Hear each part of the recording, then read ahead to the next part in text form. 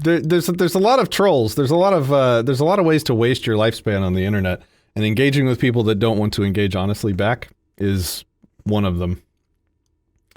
How do you handle that? Like when you're on the endless Facebook debates, and people start using like non-arguments or name calling or straw manning. Like, how do you handle that? Like, how do you know when to stop? Yeah, that's a great question. And years ago, I was not good at stopping and identifying those people, and I would actually get exasperated, thinking, you started this conversation. Why don't you want to actually, pursue it or continue it? But recently, over maybe the past 2 years, and especially this year, once I realized, like it just happened yesterday, actually.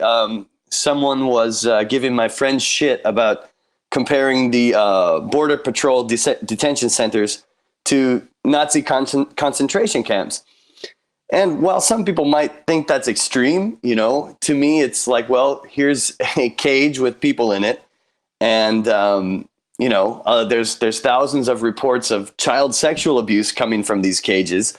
I don't think it's that far-fetched. But so I commented, someone commented on my friend's post and said, oh, that's ridiculous. You can't compare these detention centers to Nazi concentration camps.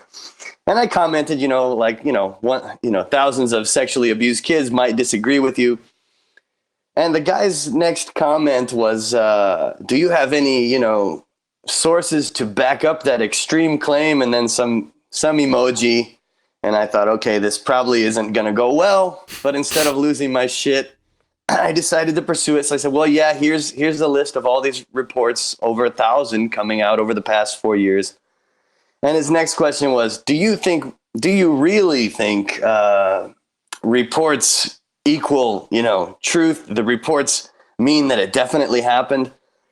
And so at this point, this fellow is assuming that I think a report means something definitely happened, which to me is already disingenuous because no honest person thinks that. And so I cut it off. In the past, I would have probably pursued that for a days long flame thread. But I realize, this person's already assuming, has this idea that I'm unreasonable and they just want to fight. And when the topic is child sexual abuse, especially if someone's not willing to look at the issue instead of try to attack the other person, it's trying to teach a pig to sing at that point. So it's not even worth the engagement. Whereas if you prove to me that never happened, it's totally fine. We can talk about it. But a lot of times, as you know, on the internet, it's about being right or, trying to be edgy or looking cool. And for me, that's just totally disingenuous, on a topic that's so important as reports of child sexual abuse. And it's more important for you to be fucking right. So yeah, years ago, I probably would have argued with that guy. So I guess the point where I stop is when I realize they're not interested in me as a person, as mushy as that might sound, yep. Or they're not interested in the actual truth of the thing. Like I said, I've talked to flat earthers, and I gave up on them eventually. But at first I said, okay, let's hear it. Let's hear the argument. Let's see. I've never been to the moon myself. Let's see your argument. And I got run around. Well, you got to talk to this guy. He's really knowledgeable. So I go to the next guy, and that next guy would lead me to another guy who's supposedly the master. And then I just get called like nasshole or globe head or whatever. And okay, that's the end. But I'll give anyone a chance. So for me, it's the people that won't even give an argument a chance from the get-go. That's how I define foolishness, actually. So. And when, if ever, do you block? These well, days, we know you do it sometimes, actually. By the way, I know who you are. That was I would not have done that had I known who you were at that time. But I did not bring it up for an apology. It was a joke. Yeah, no, I know you didn't. I know you didn't. But these days I block more than ever, man. And but the difference is I do it very dispassionately these days and not emotionally. It's like I don't have time for this person. This person is wrecking my mood with their bullshit. They're doing personal attacks, whatever. Block. That way I don't have to see it and I can focus on my projects and debates with people that might actually be interested in coming closer to the truth, which is, I've been proven wrong many times, and it fucking hurts your ego, but at the same time, it feels really good to be corrected. So yeah, I block a lot. I don't block for a difference of opinion. I will block someone if they are purposefully misrepresenting or misconstruing an argument or doing shit like that. That's what annoys me the most, I think. Not seeing what someone means, right? Attacking just the words and not looking for the intent or the meaning. The biggest red flag for me, the biggest signal that tells me I'm wasting my time with somebody, especially online, but also in person too, is a lack of curiosity. If I see at all an inkling of curiosity from them into what my position is, and that usually means they're asking questions instead of making statements. If I see curiosity, I know there's a chance that there's going to be something productive out of it. If they're not curious, if there's no curiosity, then they are basically playing a video game with their computer and I'm the game and I'm not interested. Like, don't play me. I'm not a game. I got better stuff to do. So curiosity is a big one for me. And I'll even say it like, look, I can tell that you're not really, curious about what my position actually is, because, when I'm curious about what somebody's position is, I don't tell them what their position is. I ask what their position is and I ask questions about their position. So that's a big one for me. I need to get better at blocking though. I don't really block much. It's only when somebody has been like overtly abusive or really annoying repeatedly, but maybe I need to use that button a little bit more because it's a distraction, if nothing else. Like I'm dispassionate about it too. I've been doing this long enough to realize like there's literally nothing I can say into this camera right now that will not have somebody somewhere disagreeing with it, or making fun of my hair. That's another thing. Well, yeah, I noticed that, man. I noticed that on some of your recent videos about certain specific platforms, giving a platform to communist propaganda.